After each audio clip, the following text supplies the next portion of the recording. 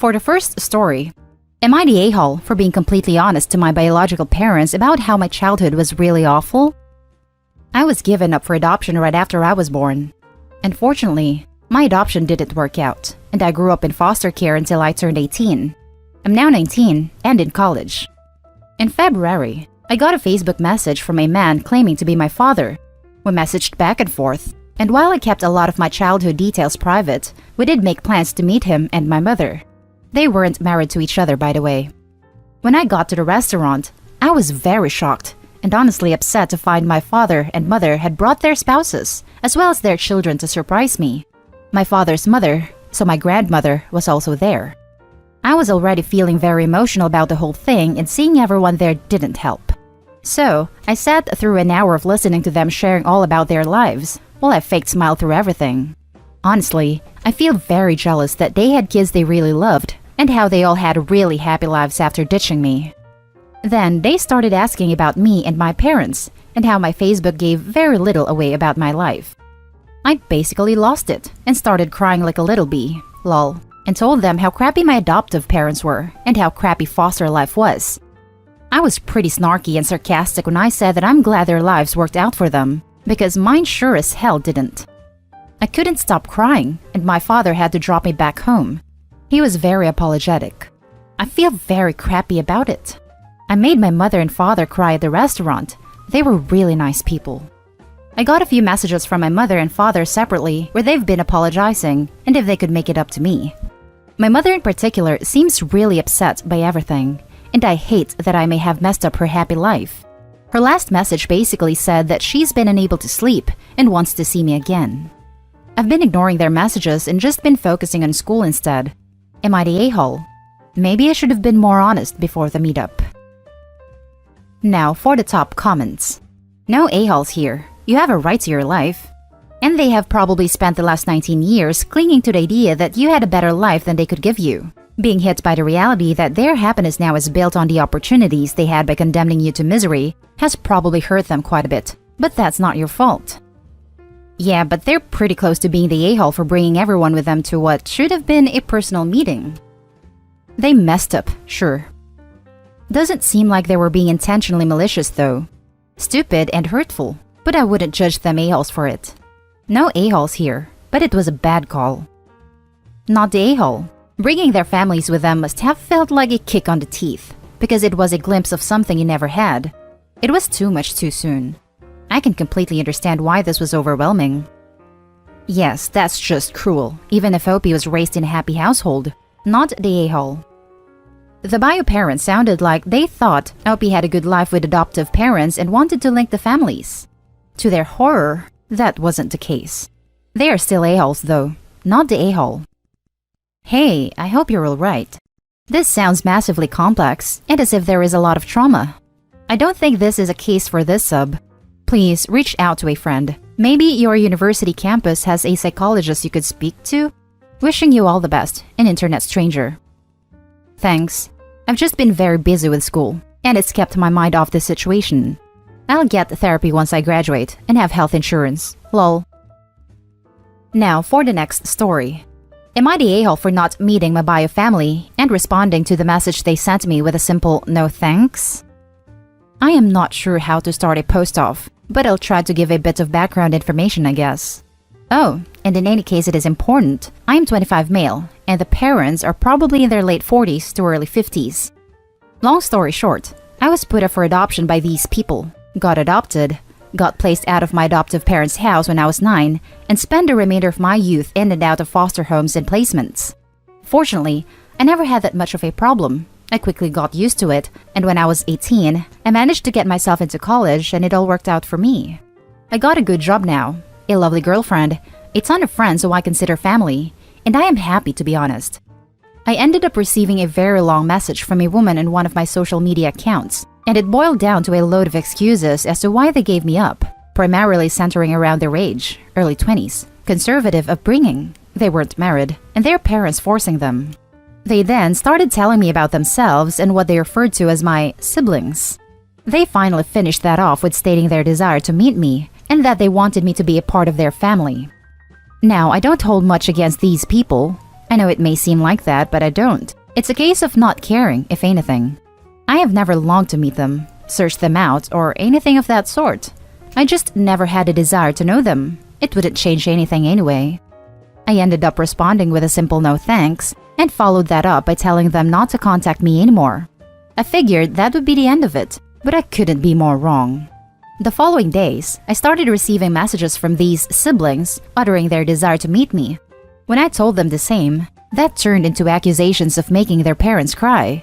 I ended up blocking them all, which resulted in messages from their friends and new accounts, so I eventually just stopped using the account. It is obvious these people want to meet me and are hurt by my refusal, so am I the a-hole? Now for the top comments. Not the a-hole. It's your life and your decision. They give up all rights to you 25 years ago, and they don't automatically get a pass when they start feeling bad about it. It's your choice. That's the thing. I just don't care to meet them. They've showed you how right you are not to meet them by harassing you. If this keeps up, report them to the police and get a restraining order. You owe these people nothing. Best of luck in everything. Not the a-hole. Their attempted manipulation and intimidation to get you to meet them is a huge red flag. You're doing fine and are happy. I say no need to involve a bunch of family. Well, to be honest, I wasn't going to meet them, manipulation or not. I just wonder, what do they need for you? I mean, come on, it's not just a pure love for your blue eyes. Seeing how the whole pack is engaged and hyped, a lot of people putting too much effort. My bet is an organ donation or something material. I mean, I do have pretty sexy blue eyes though, so who knows? Now for the next story. Am I the a-hole for laughing in my stepsister's face when she showed up at my place and asking to stay for a while? This happened 3 weeks ago.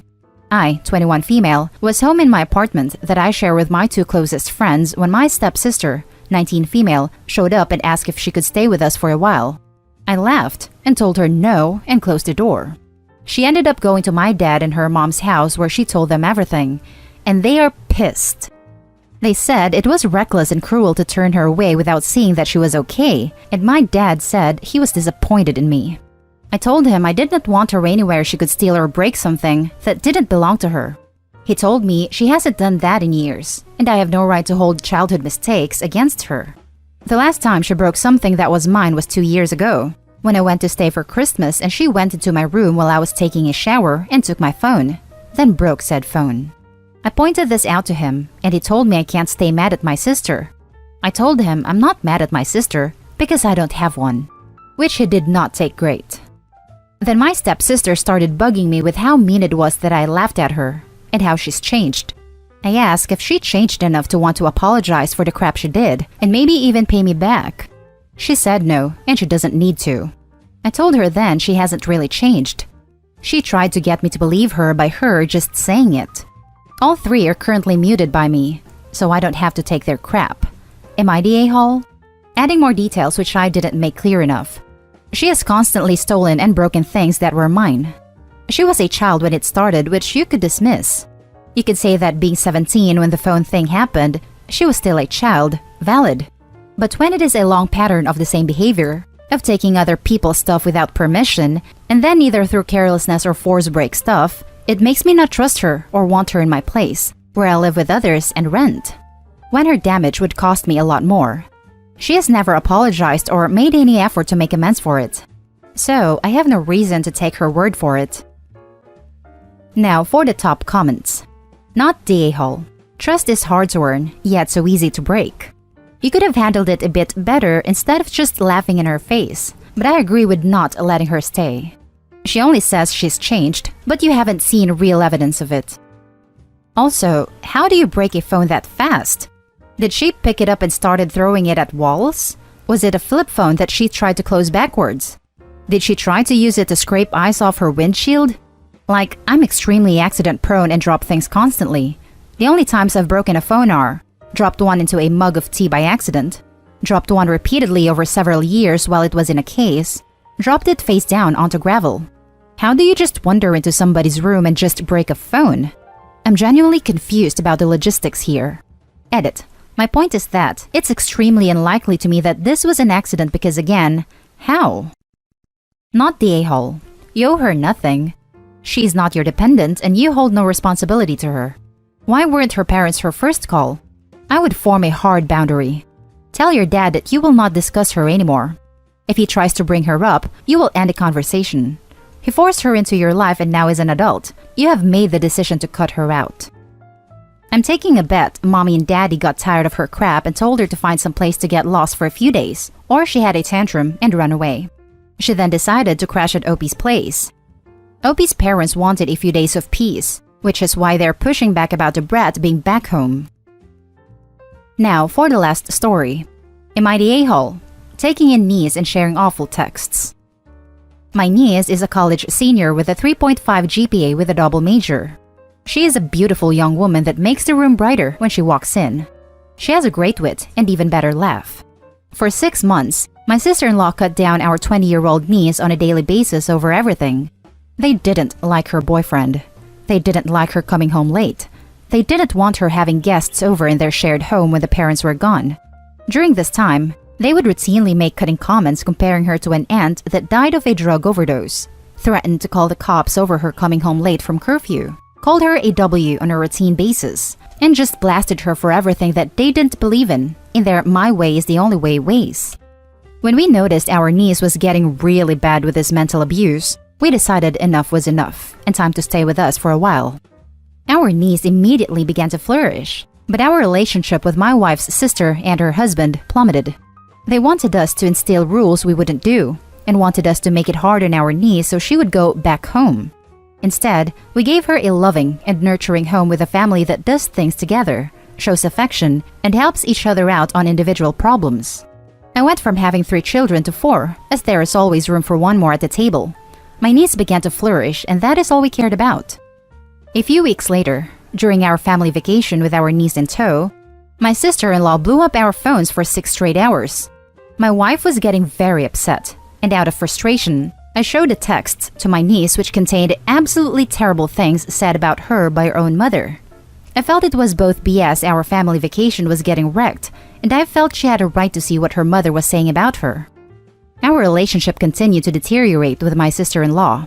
We continuously encouraged our niece to repair the relationship, and after a few months, while still living with us, our niece began seeing her parents for meals. It was during this time my niece was told that my daughter was an ass by my niece's grandfather and that my niece should get out of my house. Because of this, we cut off our 17-year-old daughter from seeing them until they apologized, which they have refused to do. During this refusal, I admitted, actually proudly, about sharing the text because there is only so much a man can take, and after learning they called my daughter an ass, they needed something in return. Now they are saying I am the a-hole. What do you think? Now for the top comments. Not the a-hole. Your sister-in-law's acts can only be described as utterly abusive and inconsiderate. That being said, I would be careful about sharing your niece the texts because it can make her mental health worse. She may have a right to know what is being said, but it may do more harm, possibly for years, in the long run. Thank you for taking the time to weigh in. This has been a very tough situation for all of us. My niece is thriving now, so I know we did right by her. See, that's where I'm having a hard time deciding if this is not the a-hole or everyone sucks here. I think it's great that you're there for your niece and trying to help her through all this. But why, when you were trying to get her away from the emotional abuse, would you show her those text messages? And don't say because you felt she deserved to see what they were saying about her because that's BS. She had to listen to that while she lived with them. I'm sure she realized that they were being a-holes. I showed the texts to my niece which contained absolutely terrible things said about her by her own mother. We continuously encouraged our niece to repair the relationship. Stop doing that. They're abusive towards her. She doesn't need to know about them. You should go no contact. Not the a-hole. Thank you. And that's the end of this video, folks. As always, leave a comment and hit like and subscribe. And if you want more of this content, turn your notification on to get updated on the latest videos. And I'll catch you in the next one. Stay safe.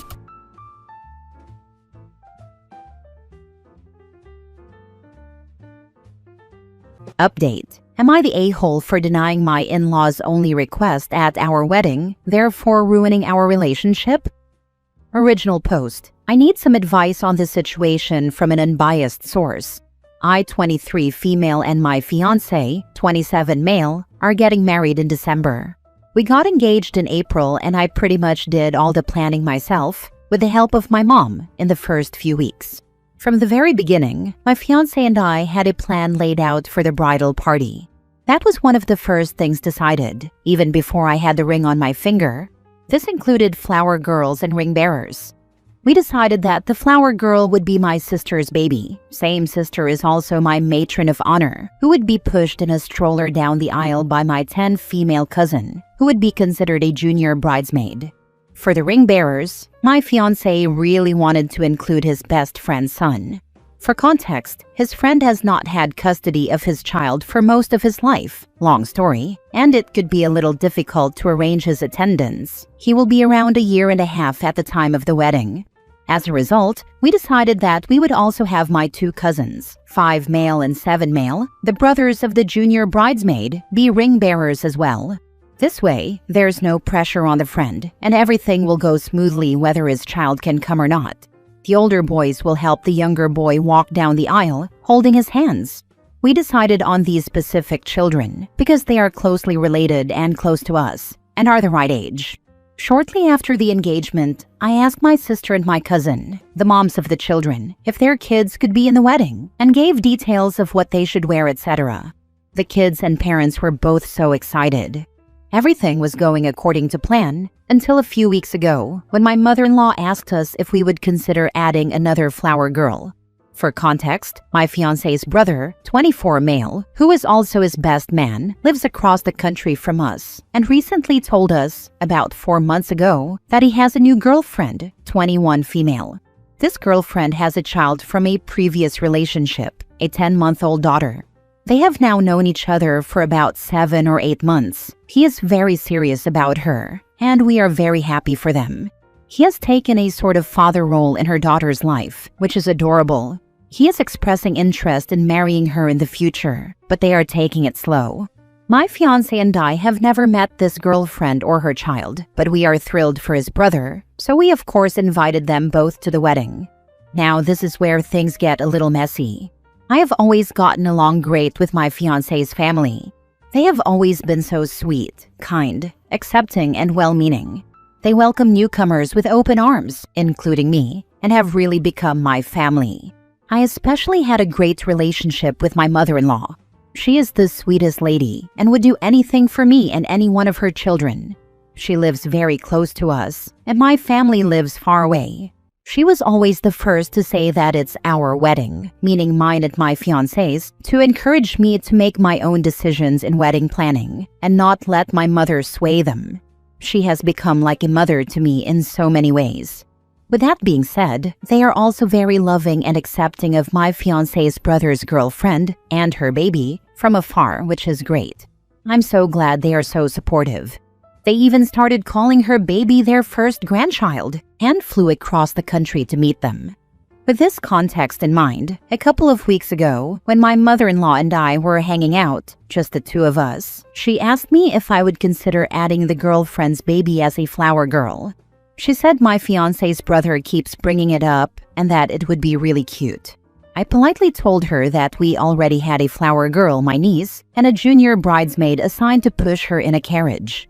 She responded by saying, essentially, "What's one more? She will probably be able to walk by herself down the aisle by then, 14 to 15 months. I kind of just said I would think about it with my fiancé and changed the subject. Later on, I told my fiancé about it, and we both agreed that it wasn't a good idea because 1. We already had the role filled and it would be awkward to have a baby randomly walking next to the stroller with the other baby. 2. If she needed help walking, it wouldn't be easy for the 10-year-old to juggle 2 kids down an aisle. 3. We have never met her, and she might not be comfortable walking down the aisle of a wedding where she knows nobody. And 4. They aren't married. And worst case scenario, if they break up, she's in all the pictures. I know that sounds harsh, but I come from a family where, traditionally, if you're not engaged, you don't get a +1 no matter who you are.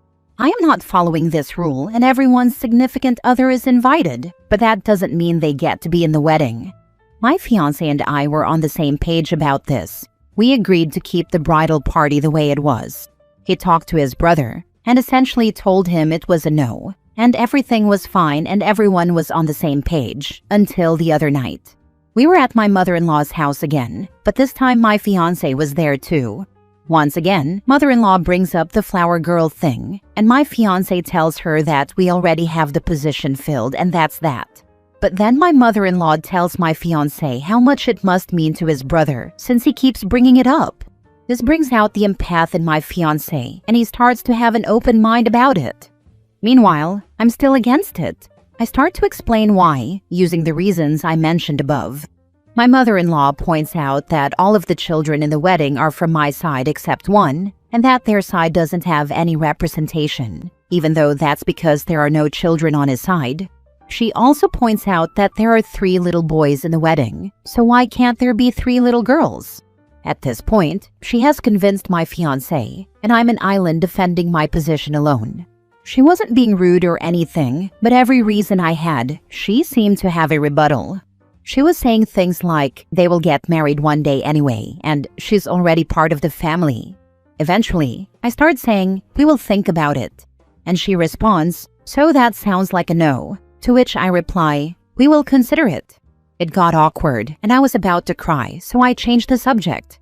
The whole time, I felt like I looked like a major a-hole. It was really bad. Later that night, my fiancé apologized to me for being open to the idea in front of his mother when we had already decided against it. He had believed his mother would have an open conversation with us and not try to push her away. I, however, figured it would go exactly how it did. He called his brother that night and told him it was a definite no and that we had already asked other people. His brother was sad but understood. I felt bad and guilty for making my fiancé feel bad. In hindsight, I really shouldn't have because of what followed. This is where my previous post left off. A lot has happened in the last few days. I was worried immediately after that conversation that his mother would tell his brother that my fiancé was for it and I was against it. My fiancé said he knew his mother well and that she wouldn't do that. The next morning, his brother called him wanting to talk. The first words out of his mouth were, after our conversation last night, I talked to Mom, and she said that you wanted her to be the flower girl and your fiancé, me, didn't. Just as I thought would happen. He went on to say, as your brother, I want to make sure that you get what you want since it's your wedding. I was pissed. My fiancé told him that we had already agreed not to have her as the flower girl, and that he shouldn't have seemed so open to it the night before. We spent the whole day discussing it. I felt like an a-hole and was tempted to cave to keep the peace, but the only reason my fiancé was reconsidering was because it meant a lot to his brother. The conclusion we came to was that it's not his brother's wedding. So we called him up a few hours later and told him no, for the 3rd time. He was upset, but at least it was over, or so we thought. He texted my fiancé again the next morning, expressing how hurt he was. At that point, we were like, the decision is made. It's our wedding. Please get over it. Then my fiancé's brother enlisted their mother. She called my fiancé and basically attacked him for almost an hour on the phone. My fiancé did a great job standing up for us and sticking to his guns. His mom went as far as to say that my relationship with his whole family will forever be affected by this decision. That one hurt. She also said that my fiancé's relationship with his brother will forever be altered. At this point, this was all going way too far. We ended up talking to my fiancé's sister and found out that his brother no longer wants to be best man anymore, and that neither of them wants to speak to us for a while. They said that this won't be resolved until we give in. I'm at a loss for words.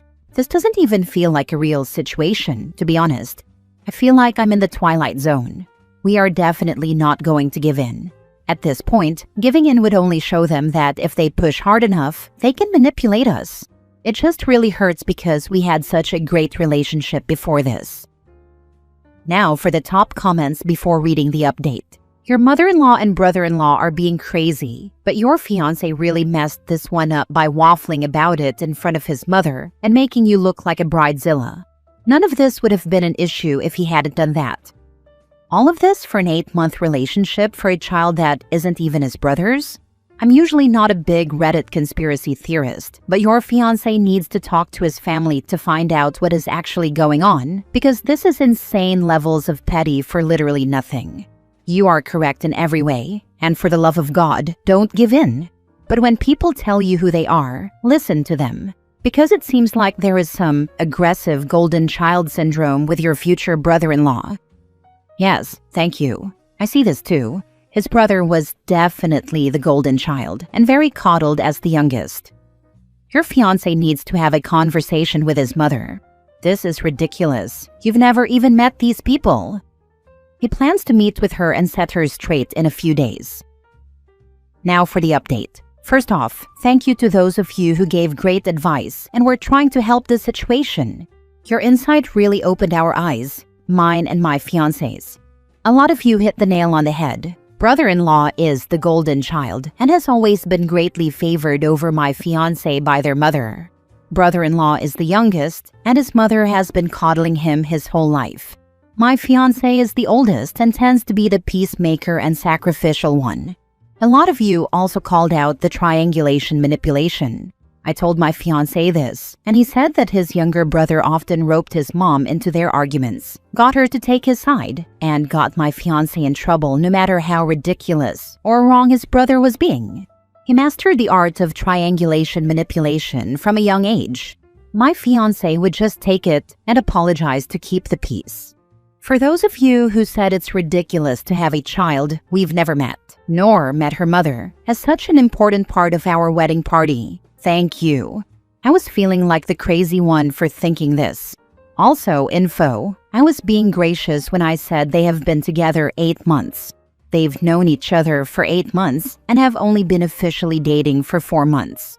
The wedding is further away than the length of their entire relationship. It's bizarre that they are pushing so hard for this. For those who said we should have granted their request just to keep the peace, my fiancé has been doing this his entire life with his family. That is probably why they resorted to their usual manipulation tactics. He never actually wanted to have this baby in our wedding. He, in fact, thought it was pretty ridiculous of them to ask. He was just ready to cave because he always does to keep family peace, at the expense of himself and his needs or wants every time. The difference is, this time the wedding is about him. It's his day, not his brother's. Well, both of ours. And that's the other thing. He has me this time to stand up for him and what he actually wanted. I also wanted it too, which helps LOL. On to the update. A lot has happened. Today my fiancé went to see his dad and then his mom. They are separated. His dad is neutral, but has been sticking up for me in this whole thing. I have a great relationship with him. He filled us in on a lot. Here is essentially what has been happening. Turns out brother-in-law's girlfriend has more to do with this than we thought, as some of you suggested in the comments. She is the one who has been encouraging him to push for this because it means a lot to him and has been super offended, making a big deal about us saying no. Personally, if it were me, I would never ask someone if my kid could be in their wedding, even if it's family. But forcing it on strangers is wild. My fiancé found out from talking to his dad that my mother-in-law and brother-in-law are spreading a whole bunch of lies. Here is what has all unfolded. Mother-in-law is telling people I'm racist, and that's why I didn't want the baby in the wedding. Apparently, the baby and her mother are Filipino, which I honestly didn't even know because, once again, I've never met them. They live across the country. I don't even know their last name. But still, I don't care what race they are in the slightest. The girlfriend now believes this and doesn't even want to come to the wedding anymore. That's her choice. Also, the wedding party is of diverse ethnicities, so how is it that I'm racist? Brother-in-law is telling people that we are judging the girlfriend and don't want her child in the wedding because she was born out of wedlock, which is ridiculous. 2 of the children who are already in the wedding were born out of wedlock, 1 from each side. They have been talking behind our backs, gossiping, making up lies about me and assuming things about me that are not true. Brother-in-law is twisting and changing my fiancé's words into complete lies to make himself seem like the victim. He is feeding these lies, things my fiancé did not say, not only to his mother but to his sister and his dad. My sister-in-law and father-in-law are both neutral and won't take sides. but think that this whole thing is insane and want it to end. We do too. They both see that they are the ones creating this whole drama and hate me for no reason. So today my fiancé went to see his mother to essentially call her out for her behavior. She was absolutely hysterical and was not ready to listen to reason or logic. She deflected, denied, and lied about things we knew were true. She refused to take accountability or any sort of blame for the situation getting out of hand. She just deferred back to blaming me for everything, making me the villain, and herself and her precious baby son, brother-in-law, the victims. Meanwhile, the last time I spoke to either of them was when we had that conversation with my mother-in-law at her house, where my fiancé slipped and this whole thing started. My fiancé has been handling this whole situation and even trying to shield me from the blame, taking it all on himself.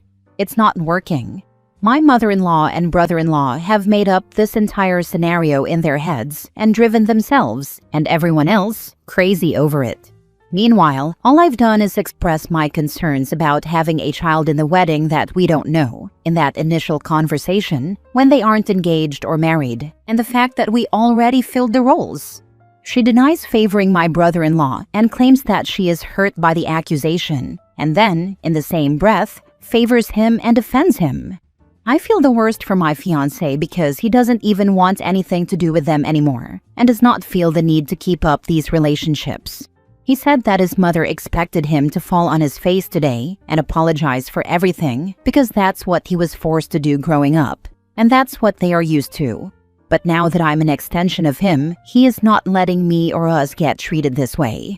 He is angry that they are selfishly trying to use our day to make some grand gesture to his brother's girlfriend, whom he's been dating for only 4 months, and that they refuse to respect our wishes. He is shocked and disappointed that they are lying about us and creating drama around our wedding.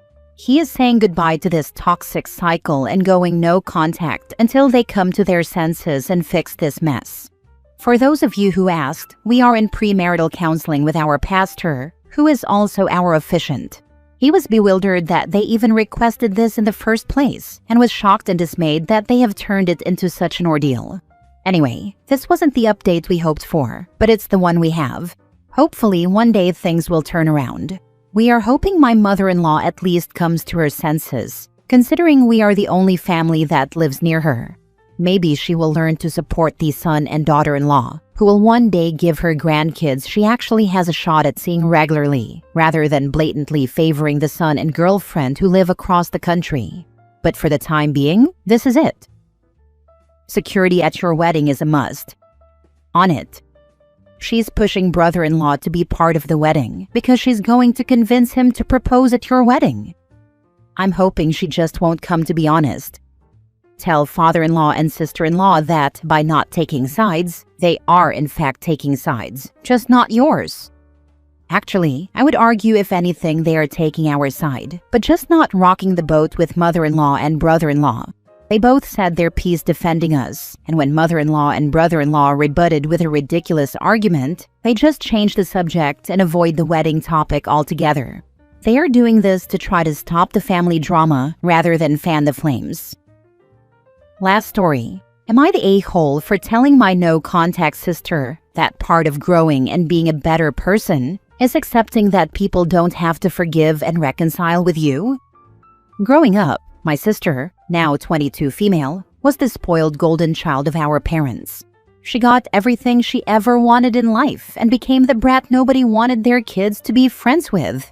I, now 24 female, even had friends who weren't allowed to come to my house because my sister was there.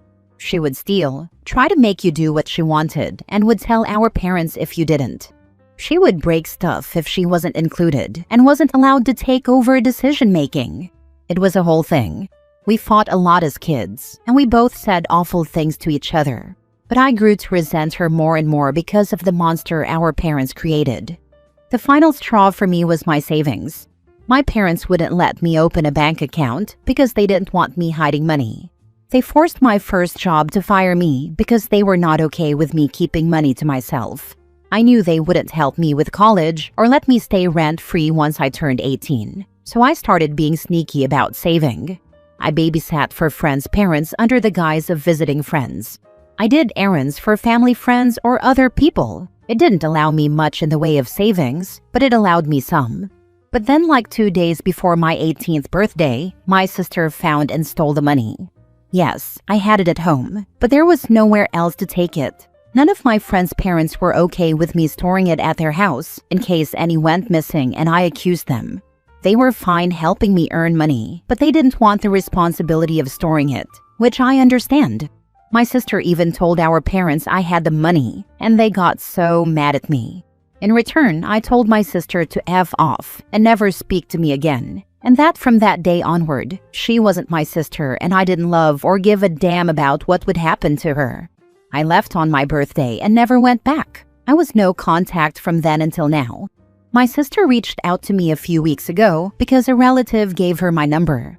She apologized, told me she was sorry, said she had grown up and realized how crappy she was, and she knew stealing, breaking stuff, getting me into trouble intentionally, and trying to control everything was wrong.